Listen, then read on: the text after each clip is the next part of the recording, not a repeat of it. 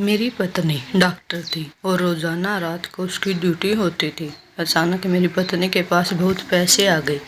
पत्नी का राज जानने के लिए मैं एक दिन उसके हॉस्पिटल गया तो हॉस्पिटल में बहुत छोटे छोटे बच्चे थे और जब पत्नी के कमरे में गया तो मुझ पर कयामत टूट पड़ी, क्योंकि मेरी पत्नी 4 डॉक्टरों के साथ रात के इस पहर मैंने जो कुछ अपनी आंखों से देखा, मुझे यकीन नहीं आ रहा था। मैं तो वो पत्नी को जिस पर खुद से ज़्यादा भरोसा, जिसकी मोहब्बत पर मैं आँखें बंद करके यकीन करता, उसने ही मेरे एतबार पर ऐसा वार किया था कि सब कुछ ख़त्म हो गया। मेरी पत्नी मरीजों के इलाज के नाम पर रातें हॉस्पिटल में गुजारा करती थी, मगर मुझे ये कभी खबर नहीं हो सकी कि वो रातों को क्या करती हैं। मैं तो समझता था कि वो अपने काम के प्रति जागरूक है, लेकिन हद से ज़्यादा मोहब्बत और प्यार इंसान को बर्बाद कर देता है, जो कि मेरे साथ भी ऐसा ही हुआ। मैंने आंखें बंद करके उस पर विश्वास किया था। मुझे उसका नाज था कि वो मुझे कभी धोखा नहीं देगी, पर मेरी वही पत्नी मुझे किसी को मुँह दिखाने के काबिल नहीं छोड़ा। 4 मर्दों के साथ रात को इस पहर वो जो कुछ कर रही थी वो शायद किसी आम औरत के मुमकिन नहीं था। यकीनन मेरी पत्नी बड़ी बेशर्म थी, जो तन्हा आधी रात को हॉस्पिटल के बंद कमरे में वो जो कुछ कर रही थी। मैं उसके बारे में ऐसा भी नहीं सोच सकता था कि वह ऐसा कर सकती है। यह सब देखकर मेरे लिए अपने पैरों पर खड़ा होना मुमकिन हो गया था। मैं लड़खड़ाते कदमों से हॉस्पिटल के बाहर निकल आया। मुझ में तो इतनी हिम्मत भी नहीं थी कि मैं अपने कदमों से जाकर अपने में ज़मीर पत्नी को बताता। मैंने अपनी आंखों से उसका घिनौना रूप देख लिया है। रातों को हॉस्पिटल के लिए फ़ोन कॉल पर तुरंत दौड़ता और मरीजों के नाम पर बेचैन हो जाना। मेरे लाख मना करने पर भी एक छुट्टी ना करना और चंद महीनों में ही करोड़पति रुपए कमा लेना। एक एक करके मुझे हर बात का मतलब समझ आ गया था। मैं हॉस्पिटल के बाहर बने फुटपाथ पर बैठा गया और अपने साथ गुजरे हुए वक्त का हर एक पन्ना पलटने लगा। मेरी और नैना की शादी को 3 साल होने वाले थे। इन 3 सालों में हमारी कोई औलाद नहीं हुई, लेकिन इस बात का मुझे कोई दुख नहीं था। मेरा मानना था यह सब ऊपर वाले की देन है। जब लिखा होगा तब औलाद हो जाएगी। मैं अपनी पत्नी नैना से बहुत प्यार करता था। मेरी पत्नी एक डॉक्टर थी, मुझे उस पर फख्र था। दिन हो या रात, नैना अपनी ड्यूटी से कभी पीछा नहीं हटती। वो एक दिन छोटे से हॉस्पिटल में काम करती थी। जब भी उसे हॉस्पिटल से फ़ोन आता तो वह सब कुछ छोड़कर अपना फ़र्ज़ निभाने हॉस्पिटल पहुंच जाती। मैं और नैना अलग घर में रहते थे। हमारी जॉइंट फैमिली थी। फैमिली से अलग रहने का फ़ैसला मुझे नैना की वजह से ही करना पड़ा, क्योंकि शादी के बाद उसका डॉक्टरी का आखिरी साल था और उसे रोज़ाना मेडिकल कॉलेज जाना पड़ता, जिस वजह से जॉइंट फैमिली में रहना मुमकिन नहीं था। नैना के प्रमोशन को देखते हुए मैंने एक अलग घर का इंतज़ाम कर लिया ताकि वो अपनी पढ़ाई पूरी कर अपने पैसों को जारी रख सके। मैं खुद एक ट्यूशन टीचर था और अपना खुद का कोचिंग सेंटर खोल रखा था। मेरा काम बहुत अच्छा चलता था। हमारे घर के हालात भी बहुत अच्छे थे, लेकिन जब नैना ने हॉस्पिटल जाना शुरू किया तो सब कुछ बदल गया। हॉस्पिटल वाले नैना को बहुत अच्छा पैकेज दे रहे थे और यह सब कुछ उसकी मेहनत की वजह से था। वो अपने सारे शौक अपने ही पैसों से पूरा करती थी। मैं इतना कमा लेता था कि उसकी ज़रूरतें पूरी कर सकता था, पर वो अपने बलबूते पर सब कुछ करना चाहती थी। मैं उसका पति था, लेकिन फिर भी उसे मुझसे कोई सपोर्ट नहीं चाहिए थी। उसकी यही खुदगर्जी लोगों को पसंद आती थी। मेरे दोस्त भी नैना की तारीफ़ करते नहीं थकते थे। वो कहते कि यार, वाकई तेरी किस्मत बहुत अच्छी है। हम तो अपनी पत्नियों की फरमाइशों को तंग आ चुके हैं, लेकिन तुझे तो ऐसी कोई परेशानी नहीं है। और उनकी ये बात बिल्कुल सच थी। नैना ने आज तक मुझसे किसी भी चीज़ की कोई फरमाइश नहीं की थी, लेकिन कुछ दिन बाद हमारी ज़िंदगी में एक ऐसा मोड़ आया कि सब कुछ बदल कर रह गया।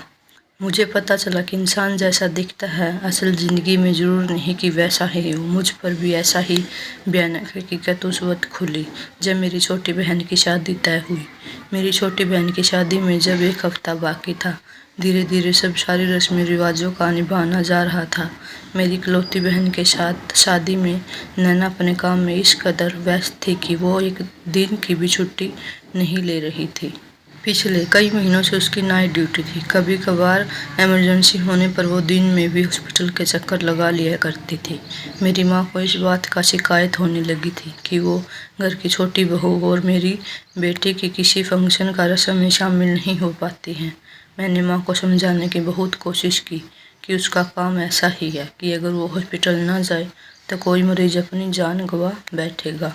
मेरी बात सुनकर माँ ने गुस्से में कहा, तेरी पत्नी हॉस्पिटल की कोई इकलौती डॉक्टर नहीं है, वहाँ पर बहुत सारे होंगे। उसे चाहिए वह हॉस्पिटल से छुट्टी लेकर अपनी ननद के शादी हर फंक्शन में रहे और बहू होने का फर्ज निभाए। सारे रिश्तेदार बातें बनाते हैं कि उनकी छोटी बहू को तो ससुराल से कुछ लेना ही देना नहीं है। अब मैं माँ और आखिर क्या समझाऊँ।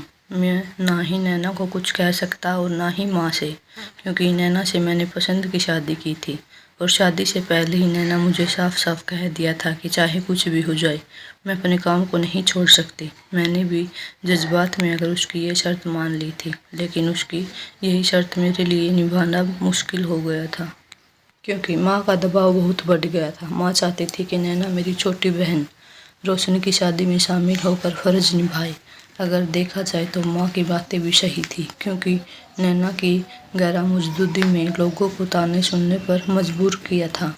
सबको यही लग रहा था शायद नैना और मेरी माँ का आपस में बनती नहीं है, इसलिए वो शादी में किसी फंक्शन में शामिल नहीं हुई है। अब शादी में सिर्फ 2 दिन बचे थे। एक दिन नैना हॉस्पिटल से आई तो मैंने उसे प्यार से समझाया कि वह हॉस्पिटल से 2 दिन की छुट्टी ले ले ताकि माँ की भी शिकायतें दूर हो जाए। मेरी बात सुनते ही नैना को गुस्सा आ गया और वो मुझसे गुस्से में अपना हाथ मोबाइल फर्श पर पटक दिया और कहने लगी, मैं एक डॉक्टर हूँ और हॉस्पिटल में मरीजों को मेरी ज़रूरत है और आप चाहते हैं कि मैं फालतू रस्मों के चक्कर में मरीजों को छोड़ दूँ। नैना का अंदाज इस कदर जज्बाती था कि मैं खामोश हो गया। वो एक गरीब परिवार में थी। उसके पिता बीमार से पीड़ित थे और सही वक्त पर उन पर इलाज ना मिलने पर इस दुनिया से चल बसे थे। शायद इसलिए उसे मरीजों के भावनाओं की कदर है। वो खुद कितनी भी बीमार क्यों ना हो, लेकिन मैंने उसे कभी छुट्टी लेते हुए नहीं देखा था। एक रात वो तेज बुखार से तप रही थी, लेकिन जैसे ही हॉस्पिटल से फ़ोन आया तो वो तुरंत बिस्तर से उठी और हॉस्पिटल के जाने के लिए तैयार होने लगी। उस रात मैंने उसे रोकने की कोशिश की थी, लेकिन उसने मेरी एक न सुनी। मजबूरन मैं खुद उस हॉस्पिटल के दरवाजे पर छोड़ कर आया। जब वो अपने इतने तेज बुखार में भी हॉस्पिटल में गैर हाजिरी नहीं हुई तो अब मेरी बहन की शादी के लिए कैसे छुट्टी कर सकती है। मैं दोनों के बीच फंस गया था। अगर माँ की तरफ देखता तो वह भी अपनी जगह सही थी और पत्नी की तरफ देखता तो इसकी बात भी मुझे गलत नहीं लगती। थोड़ी देर में नैना फ्रेश होकर मेरे पास आकर बैठ गई। उसका सर झुका हुआ था। वो मुझसे कहने लगी, देखो रजत, मैं जानती हूँ कि तुम्हारी इकलौती बहन की शादी है, लेकिन एक बात तुम्हें मेरी भी समझनी होगी कि मेरा काम बहुत अहम है। मेरे लिए एक दिन की छुट्टी भी मुमकिन नहीं है। मेरा हॉस्पिटल बहुत बड़ा नहीं है। वहाँ गिने चुने ही डॉक्टर किसी एक ही गैर मजदूरों के लिए मुश्किल हो जाती है। हॉस्पिटल वाले मुझे इतना अच्छा पैकेज इसलिए दे रहे हैं क्योंकि मेरा काम बहुत अच्छा है। मैं पूरी मेहनत और लगन से अपना काम करती हूँ। मैंने एक नज़र नैना पर डाली तो वो भी हमेशा की तरह खूबसूरत और स्मार्ट लग रही थी।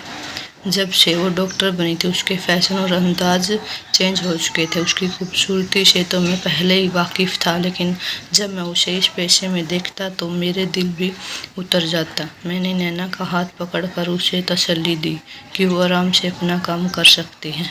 माँ और घर वालों को मैं संभाल लूँगा। मेरे इस बात पर नैना मुस्कुराकर मेरे कंधे पर अपना सर टिका दिया और कहने लगे, एक दिन मैं ऐसा मुकाम पर पहुँच जाऊँगी कि दुनिया मुझे हसरत भरी निगाहों से देखेगी। मैं इतना पैसा कमाऊँगी कि मुझे किसी भी चीज़ के लिए तरसना नहीं पड़ेगा। मैं चाहती हूँ कि मैं ऊंचाई के उस मुकम्मल पर पहुँच जाऊँ जहाँ मेरे आगे सबका कद बहुत छोटा पड़ जाए। नैना की बात मुझे अजीब लगने लगी। जब वह मरीजों के लिए काम करती है तो इतना पैसा कमाने की ख्वाहिश क्यों कर रही है। मैंने नैना से कहा, हमारे पास पैसे की कोई कमी नहीं है, तुम गरीबों की मदद करो, मैं धीरे धीरे करके तुम्हारे सारे सपने पूरे करूँगा। मेरी बात सुनकर वह हंस पड़ी और कहने लगी, मुझे अपने दम पर कमाना है, मरीजों का ख्याल मैं अपने बहुत अच्छे से करती हूँ और पैसा तो मुझे हॉस्पिटल की तरफ से मिलता है। अच्छा बाबा ठीक है, जो तुम्हें चाहो वो करो, लेकिन रोशनी की बारात में ज़रूर शामिल हो जाना। बाकी के दिन मैं माँ को समझा लूँगा। नैना ने मुझसे वादा किया हर साल को रोशनी की शादी वाले दिन अपनी छुट्टी कर लेगी। उसकी बात तो मैं खुश हो गया, लेकिन रोशनी के शादी के दिन सब कुछ बदल गया। मेरी माँ का मूड बहुत ख़राब था। वह शादी से पहले ही मुझे बहुत बातें सुना रही थी। पहले ही मैंने पसंद की शादी कर ली थी। अब नैना का रवैया जलती आग में तेल का काम कर रहा था। माँ हर बात पर मुझे सुनाती, इससे अच्छा तो तुम घरेलू लड़की से शादी कर लेता, कम से कम तुझे वक्त तो देती। ये कौन सा उसका काम है? वो ज़रूरी काम पर भी छुट्टी नहीं ले सकती और सारी सारी रात हॉस्पिटल में गुजारती है। अब तक तुम लोगों को कोई बच्चा भी नहीं हुआ है। मैं खामोशी से माँ की बातें सुन रहा था। धीरे धीरे करके शादी का दिन आ गया। नैना शाम से ही घर पर थी और बारात आने की तैयारी कर रही थी। उसे देखकर मुझे तसल्ली हुई। मुझे पहले सज धज के तैयार हुई देखकर मैं हैरान रह गया। वो हमेशा की कहीं ज़्यादा खूबसूरत दिखाई दे रही थी। हम दोनों तैयार होकर मैरिज हॉल को निकलने ही वाले थे कि नैना का फ़ोन ज़ोरों शोरों से बजने लगा। मैं गाड़ी की ड्राइविंग सीट पर बैठ गया। नैना ने दूसरी तरफ बैठते हुए फ़ोन उठाया तो किसी इमरजेंसी पर हॉस्पिटल में फ़ोन आया था। नैना कुछ देर तो ना जाने की बात करती रही, लेकिन आगे से ना जाने ऐसा क्या कहा गया कि उसने कहा ठीक है। यही कहकर उसने फ़ोन कट कर दिया। मैंने सवालिया नज़रों से नैना की तरफ देखा तो वो कहने लगी, मजबूरी है, बस कुछ देर के लिए उसे हॉस्पिटल जाना पड़ेगा। उसकी बात सुनकर मुझे गुस्सा आ गया। क्या हॉस्पिटल के सारे डॉक्टर मर गए हैं जो हर इमरजेंसी में तुम्हें ही जाना पड़ता है? तुमने साफ साफ क्यों नहीं मना कर दिया तुम्हारे घर शादी है और तुम नहीं आ रही? नैना की आंखों में आंसू आ गए। वह कहने लगी, आप जानते हैं कि मैंने आपके सामने ही कई बार इनकार किया, लेकिन क्या कोई मरीज है, मुझे उसकी हिस्ट्री मालूम है, इसलिए मेरा जाना बहुत ज़रूरी है। मैं कुछ देर में आ जाऊंगी। आप तब तक अपने घर वालों से कुछ भी बहाना बना दीजिएगा। ना चाहते हुए भी मैंने नैना की मिन्नतों पर उसे हॉस्पिटल के सामने उतार दिया और कहा कि वो जल्द से जल्द अपना काम निपटा शादी में आ जाएगी। मैं ये अच्छी तरह से जानता था कि आज के दिन शादी में शामिल होना उसका बहुत ज़रूरी है, नहीं तो माँ मुझे सुनाएगी और मुझे कभी माफ़ नहीं करेगी। नैना ने कहा, हाँ वो टाइम पर आ जाएगी। नैना को हॉस्पिटल छोड़कर मैं मैरिज हॉल पहुंचा तो तकरीबन सभी मेहमान आ चुके थे। थोड़ी ही देर में बारात भी आ गई थी और बड़ी भाभी मुझसे कई बार नैना के बारे में पूछ चुकी थी। मैंने यह कहा कि मैं उसे चुप करवा दिया है, पार्लर में उसे टाइम लगेगा। जैसे ही वो तैयार हो जाएगी एक फ़ोन करेगी, मैं उसे जाकर ले आऊँगा। माँ मेहमानों में व्यस्त हो गई। मेरी जान में जान आई, नहीं तो उनके सवालों का जवाब दे देकर मैं थक चुका था। बारात आ चुकी थी। घर के सभी लोग बारात में मौजूद थे। अगर कोई नहीं था तो वह थी नैना। मेरी माँ ने कहा, बरसती नज़र मुझ पर डाली। मुझे लगा मैं शर्म से ज़मीन में गड़ जाऊंगा। मेरी माँ जान गई थी कि मैं नैना से झूठ बोला है। अभी ये बात मेरा सब कुछ चुकाने के लिए काफ़ी था। मैं कई बार नैना को फ़ोन मिलाया, लेकिन ना जाने वहाँ कहाँ बिजी थी। उसने मेरा फ़ोन नहीं उठाया। जयमाल से लेकर शादी भी हो गई। सभी मेहमान खाना खा चुके थे। रोशनी के ससुराल वालों ने कई बार नैना के बारे में पूछा, लेकिन मैं उन्हें क्या जवाब देता। सभी रिश्तेदार को, अलग बगल के लोगों को यकीन हो गया था कि मेरी माँ के साथ उसकी बनती नहीं है, इसलिए वो इस शादी में शामिल नहीं हुई। रोशनी की विदाई के वक्त उसकी सासू माँ कहने लगी कि उसकी अपनी छोटी बहू डॉक्टर है। अच्छी बात है, लेकिन कम से कम अपनी ननद की शादी में तो आ जाती। रोशनी की सास की बातें सुनकर मेरी माँ का सर झुक गया। रोशनी की विदाई के बाद माँ ने मुझसे कहा, तेरी पत्नी की वजह से आज मुझे लोगों को सामने बहुत शर्मिंदा होना पड़ा। जितने मुँह उतनी बातें। हर कोई यही सवाल कर रहा था, ऐसी कौन सी डॉक्टरी है उसे एक दिन की भी छुट्टी नहीं मिल सकती। मेरी बेटी का नया नया ससुराल है। वह लोग इस बात को लेकर उससे न जाने कितने सवाल करेंगे। तेरी पत्नी की शादी में शामिल न हो सकी, वो हमारे मरने पर भी नहीं आ गई। माँ का गुस्सा बिल्कुल जायज़ था और सच में यह था। आज मुझे नैना के ऊपर बहुत गुस्सा आ रहा था। क्या हो जाता है अगर एक दिन नैना हॉस्पिटल नहीं जाती, उसकी जगह उसके मरीज को कोई और डॉक्टर देख लेता। मेरी माँ की बात और लोगों के सवालों ने मेरे अंदर आग लगा दी थी। नैना के एक बार भी फ़ोन नहीं उठाया था। मैं शादी हॉल से निकलकर सीधा हॉस्पिटल पहुंचा। आज तक मेरा हॉस्पिटल के अंदर जाने का इत्तेफाक नहीं हुआ था। मैं अक्सर नैना को हॉस्पिटल के बाहर ही छोड़कर चला जाता, लेकिन आज जब हॉस्पिटल के अंदर गया तो यह दब देखकर हैरान रह गया। यहाँ तो छोटे छोटे बच्चे एडमिट थे। यह कोई बच्चों का हॉस्पिटल मालूम पड़ रहा है। इत्तेफाक मेरी नज़र नैना पर गई, जो मुझसे काफ़ी फासले पर थी और एक कमरे के अंदर गई, इसलिए मुझे उसे ढूंढने में ज़्यादा वक्त नहीं लगा। मैं अभी भी गुस्से में था, इसलिए उसे देखते ही सीधा उसके पीछे और उसके कमरे में गया, लेकिन अंदर के मंजर ने तो मुझे दहला कर रख दिया। कमरे के अंदर नैना अकेली नहीं थी, बल्कि उसके साथ चार मर्द थे। जो कुछ भी उनके बीच चल रहा था वो देखने और सुनने के बाद मेरे दिल धड़कना भी भूल गया था। मेरी वो पत्नी, जिसे मैं लोगों को मसीहा समझता था, वो हकीकत अंदर से एक हैवान थी।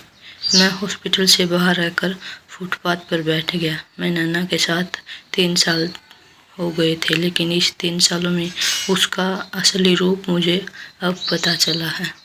मुझे उससे नफरत होने लगी थी और साथ साथ खुद से अफसोस भी हो रहा था कि एक औरत का असल चेहरा नहीं समझ पाया। मैंने नैना को बहुत प्यार किया था। उसकी आखिरी मैंने अपनी माँ को भी नाराज़ किया था। आज भी मैं अपनी बहन की बारात में सारा वक्त झूठ बोलता रहा और सच्चाई सामने आने पर भी मैंने नैना को ही बचाने की कोशिश की कि वो बहुत मजबूरन हॉस्पिटल में गई है। लेकिन सच्चाई जानने के बाद मुझे उससे नफरत हो रही थी कि मैं एक ऐसी औरत के साथ अपनी ज़िंदगी गुजार रहा था जो औरत कहलाने के लायक भी नहीं है।